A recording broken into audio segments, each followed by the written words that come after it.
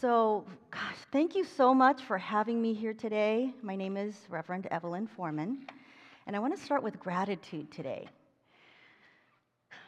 Reverend Eileen found me. I don't know if I contacted her or she contacted me, but she found me, and I'm here by divine appointment, I believe. There are no accidents, right? So I'm going to tell you just a little bit about me before I get started because it helps to understand who's speaking with you. So many people have asked me, oh, where are you from? Where are you from? So I'm currently living in the Venice area, Nokomis, in Florida. And prior to that, I was living in Hawaii. So my husband and I actually met in Hawaii 2 decades ago. We found each other at Unity of Maui. So in so many ways, Unity has shaped me and changed my life, so much so that I'm here and I can't believe it. But I can believe it because that's how Spirit works, right? It directs us where it needs us to go, and so long as our heart is open, miracles unfold. We have 2 children. One of them was conceived while I was in ministerial school at the village. So that is another miracle for another time, another talk. But I'm just so grateful to find this campus, such a vibrant community, and the people that is in this community. I don't know you yet, but I feel you. I feel your heart, I feel your energy, I feel your openness. And I love it, because we need more souls to activate and awaken to that presence, right, that Christ consciousness. All right, so today's talk is going to be on peace. Let peace begin with me, which is a very interesting title to me because this is what our movement is about, us being peace, being the center of peace. So I'm going to start with sharing a story with you about Hiro Honoda. I know, right? It's Japanese. Hiro Onoda. I had to make a phonetic writing here so that I don't mispronounce his name.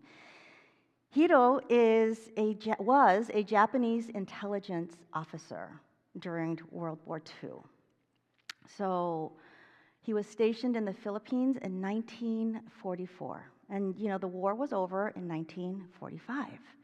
But he was sent in there with his troops, and his commanding officer said, no matter what, do not surrender. Hold your ground. So he obeyed. He stayed in the jungles of the Philippines for 30 years. Yeah, I know.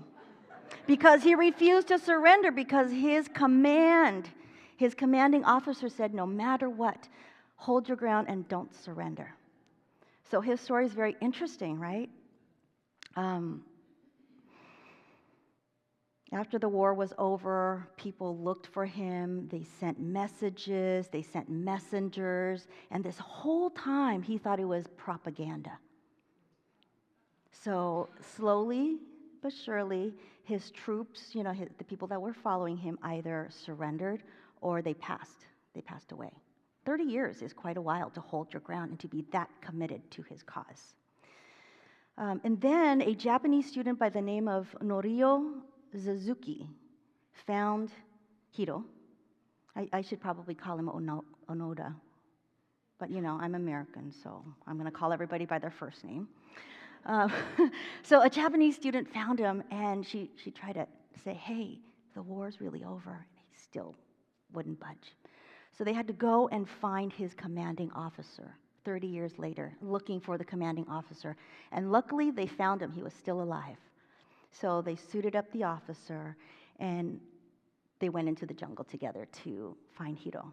And they found him, and the commanding officer said, very respectfully, because this is the Japanese culture, And so it's like, the war is over. You've done a really great job, and you can now release your post. And then he released his post. But he was obedient to a T. So he only surrendered when that commanding officer went there to tell him face to face. How would you like to have a staff like that, right? They found him with a functioning rifle, and he was loyal through and through. He was yielded as a hero, a war hero in the Japanese culture. Okay, so what did the commanding officer say to him when he got there? He said, "Hiro, the war is over. We could release and go home now. The war is over." So I thought, that story dropped into me sometime along my unity journey. It's such a beautiful story because I'm looking at it, of course, from a metaphysical, metaphorical standpoint, right? We relate to this story, and we often do this with ourselves when we relate to this story, that we keep going, thinking that the war is still going on, but the battle has already ended, and we don't give up our stance. We're fighting sometimes unnecessarily the inner conflicts that we have. This is to be human. Refusing to accept that peace is readily available. That's huge, right? This is to be human. So I love engaging with my audience, and I want you to play with me. This is a sandbox to me, right? Remember sandboxes when you were a child, and everyone just gets thrown in the sandbox, and you're playing, and you're building sandcastles, and making a big mess, but having a great time. So let's have a great time together. We're all in the sandbox because I know I come in this spacesuit, and I look like probably 20 or 12, but here's what I see. I see children amongst myself, because I'm a child as well. And we get to play together in that highest, most noble self-essential nature that we are born to be. My prayer every day is, God, let me be the person God intended me to be. And so that's my prayer for everybody else, right? So we're in the sandbox, and let's play a little bit. We're going to do a call and response. This is probably one of my favorite affirmations in this movement. So I'm going to say, life meets us at our level of consciousness, right? And you're going to say, we can't give, yes, and we can't give what we don't have. Yes, and we can't give what we don't have. So I'm going to say, life meets us at our level of consciousness, and you say, yes, and we can't give what we don't have. Repeat that. We can't give what we don't have. And life really does meet us at our level of consciousness. Because if you think about where Hiro was, what was his level of consciousness? He was just black and white, right? I'm told to do this, I'm going to do this, and that's it. And he's determined to a T, maybe a little too determined, and we can go overboard, right? So remember that saying, because I'm going to have you repeat it several times, so it gets into our, beyond our head, it gets into our system, and then we can remind each other during the week. What was it that she said? Because I don't remember. Can you remind me? All right. So I'm going to just go through really quickly the metaphysical, metaphorical interpretation of this war hero story. His struggle is very much our own, because it is our humanity, that we're told to do something, and it gets into our system, and we make up our mind, and the grooves in our brain, this is brain science jumping in here, the grooves in our brain are so used to firing and wiring in one direction that when we know we're supposed to go somewhere else, we don't, because it's our biology. That's our humanity, right? It's our programming, and in a lot of sense, you can say it's our hard wiring. It's our hardware. So we fight battles within ourselves long after they're over. And it's elusive, because we know sometimes it's like, oh, I shouldn't really fight that, but I'm going to do it anyway because it's what we're used to, and the body just goes in that same direction. So the jungle, metaphysical students, I know there are some here. What is the jungle metaphor for? What? Life, yes. Our minds, the world, yes, our minds. Whoever said that, you're right on. The jungle is a metaphor for our mind. Like, think about it. Monkey mind, jungle, like you can see all the foliage and the greenery. It's not landscaped like it is out here. We try to, right? But, it's this lush, green, prolific place. A lot of times the jungle in our mind is filled with confusion, with fears, with outdated beliefs. And that's again, it's not our spiritual nature, it's our humanity, right? So life meets us at our level of consciousness. Yes, okay, let's do it again. Yes, and yes. I love it. Okay, we can't give what we don't have. We can't give what we don't have. Life meets us at our level of consciousness, and we can't give what we don't have. Because you can only give to another, you can only be in service to another when you are aware of why and what you are doing. Otherwise, you're on autopilot. You're on autopilot. You can't, it's really difficult for our human bodies and our neocortex to overcome our biology. You've got to do certain things to do that. That's a whole different talk. So, when we are aware that we have a jungly mind, our monkey mind, we know it's there. Okay, there I go again. Then we can stop ourselves from going down that same groove in our brain, right? So the ongoing war are our inner conflicts. And I'm just going to rattle off a few, see if any of this applies to you. If no one's going through a war, talk to me after because I want to know your secret. So the inner conflicts are such: past traumas, PTSD,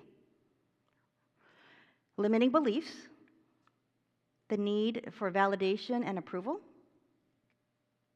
childhood trauma, what I would call victim consciousness, discord, any kind of discord, divorce. I'm just naming a few, right? There's so many more. So when we're at war, in our heart, in our head, in our body, we're not at peace. We're in survival mode. We go back down to that root chakra, like, oh gosh, my sense of safety is compromised. I don't know why I'm reacting this way, but I'm going to react this way because that is the best thing that I can do right now because I can't overcome my biology. I mean, you don't say that because you don't even know it like happens in a split second, right? So, Hiro's story illustrates how inner peace requires surrender. It requires you to surrender if you're going to have peace. What does surrendering your victim story mean? You're giving it up. You're surrendering it. The other person is no longer wrong. Right, wrong, or indifferent. It's not yours anymore. It's not my story. You're giving it up. So, refusal to surrender as resistance to peace. If you don't want to surrender, you're resisting the peace that is readily available to you. You've heard the saying, those of us who are married, we've heard the saying, do you want to be loved or do you want to be right? Do you want to be loved or do you want to be right? If you take it in that context, it's like, do you want to have peace? If you want to have peace, you've got to surrender just for your own sense of peace and safety. It doesn't even matter what they say. And I'm going to go into mirroring in a little bit so you can understand what I'm talking about. How are you guys doing? Good? Okay. All right. So the question here is peace for you? Does anybody in here not want peace? Like, if you don't, you can raise your hand, or not, you can just get up and go. It's fine. Because we're all after this thing called peace. Because we want the groundedness, the spaciousness, the open-heartedness, all the inner turmoil to go away. But in order for that to go away, we've got to take an active part in this letting go-ness, right? All right, so here's another thing. I'm going to talk about the mirror now. Has anybody here ever heard the saying, life is a mirror? Yes? What does that mean? It's a reflection back to you what? what you give out. Yes. So thank you for participating. So when you wake up in the morning, you know, okay, I'm gonna brush my teeth now, fix my hair, do my makeup, and a piece of hair is out of place and I'm looking at the mirror. Does anybody in here go and fix the mirror? Right? No, we don't do that. We fix our hair because the mirror is just a reflection of whatever is standing on this side. So, why am I talking about the mirror? Because when you're in a relationship with someone and there is discord or disconnection or misunderstanding, it's probably because it's a mirror of how you're communicating and how you're relating to the other person. I know, that's so deep. It's not you, but it is, but it isn't, right? Life is a mirror. So we were talking about shadow work this morning with Reverend Eileen. I am a certified quantum living shadow coach. So that is a big part of my spiritual growth. And I have been on this journey since I was 16, when my mom passed away. So it wasn't until shadow work that I was able to reclaim pieces of myself that have been lost, abandoned, given away, or turned, neglected, basically. So shadow work is basically work where you're going to recover pieces of you that you don't understand. Like, why do I do this? Why do I do that? Why does that person irk me? So we use triggering moments as access points to look at how we are and who we are in life and how that shows up for us. So let's say I'm in dialogue with Amy, and she said something that totally triggered me. Well, I don't go to her and say, hey, you triggered me, you got to apologize, X, Y, and Z, right? Because it's a mirror, like, okay, why am I triggered? So I go and I do my work, I get clear on that, and then I realize that it was because as a child, someone had said something in that regard, and I took it as the truth when I was a child, that I didn't have the faculties or the resources to process whatever was happening back then, and I lived my entire life based on that trigger. Some of us 20 years, 30, 40, 50, 60, 70, 80, some of us 90 years, based on something that we acquired back in, 4 years old. So our entire life was lived like that. And when you come present to recovering your shadow, you're reclaiming that part of your soul that was denied. So I'm getting goosebumps as I'm sharing this with you because it's such powerful work. So why am I talking about shadow work? Because in order to gain peace, you've got to work on yourself. Peace is an inside job. We all know this, we say this, we claim this, but are we willing to do the work? There is this thing where we are in our physical age, we are whatever our physical age is. And then I've heard there's this biological age, how old your body is. And then there's this spiritual age, right? And I like to think of Unity as my family because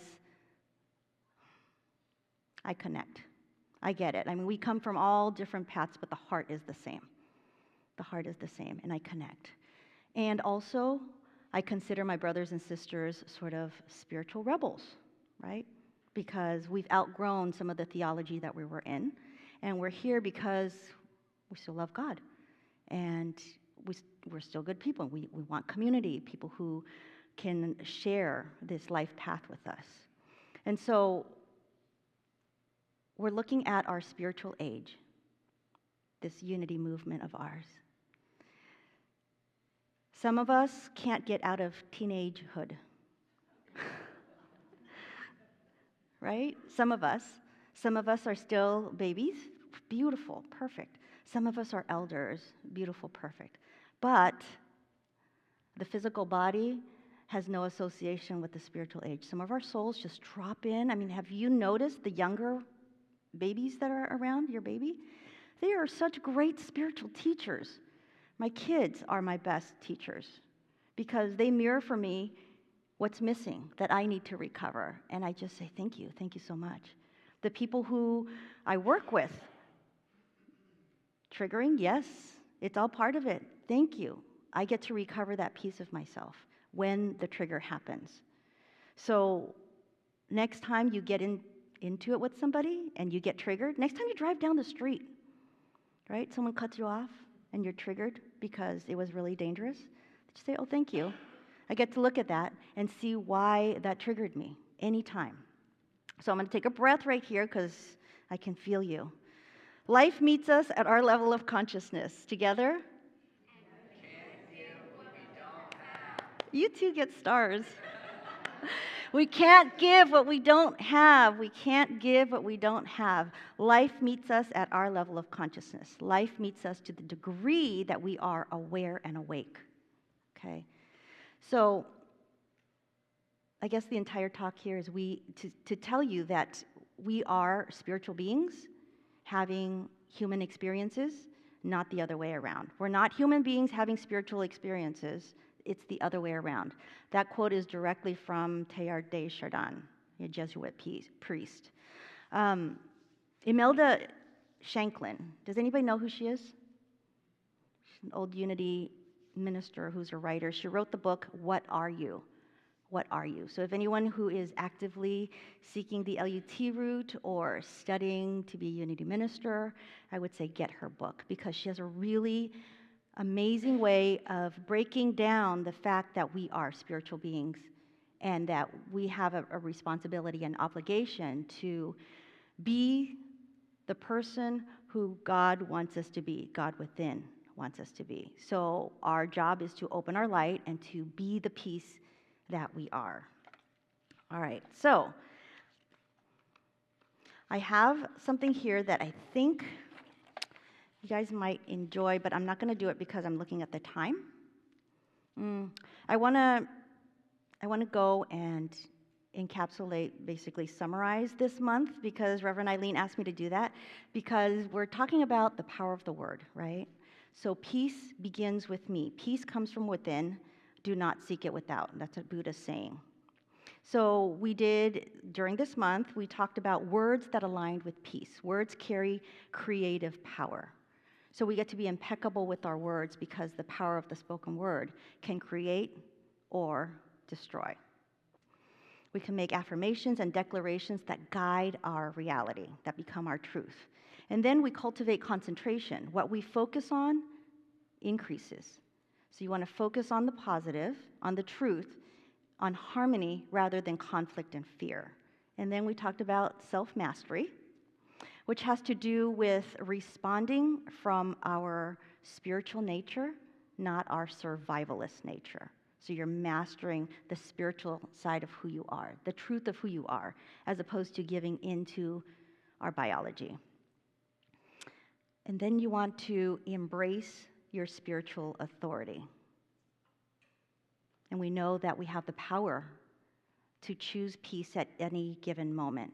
And it's up to us what we do with that, how we go about that, whether we decide to read spiritual literature or we go and do our shadow work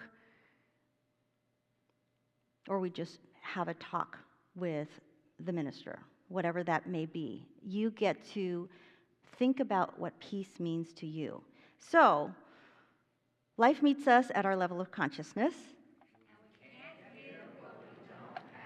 Right. Okay, so I'm gonna just ask you to do something really fun. Pick a partner. Pick a partner. So find somebody next to you. Right now, it's fine. Let's go. Let's play in the sandbox. So pick a partner. Who's going to be A? One person's going to be A, and the other person's going to be B. So the person A is going to say, "Life meets me at the level of my consciousness." And then person B is going to say, "I can't give what I don't have." You guys know your lines?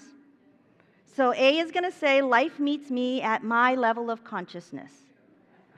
And B is going to say, "I can't give what I don't have." So go ahead and exchange that. And when you're done, look this way. Actually, when you're done, go ahead and switch. Switch.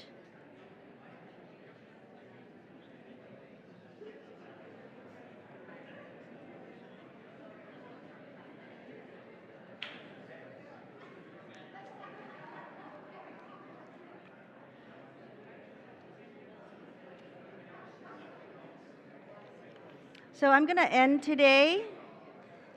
I'm going to end today with, I have 12. I counted them. There's a lot. I have 12 things you can do to be peace. I'm not going to share them. You guys can, I think there's an after party, right? There's an after service thing, right? We can talk about those at the after party. But I do want to invite you, we do the peace song every single week that we're here. And I know that some of us who have been attending and coming together in community for 40 years, 50, 60, 20, 10, 5, 1, it becomes rote because it's in my system. It's in your system. So I want you to look and actually listen to that word. So fill in the blank when I stop. Let there be peace on earth and let it begin with you. That's right. Okay, so every time you sing your song, you're going to be conscious of it. And let's do this one more time. Life meets us at our level of consciousness. Yes! Can't give what we don't have. You all pass with straight A's.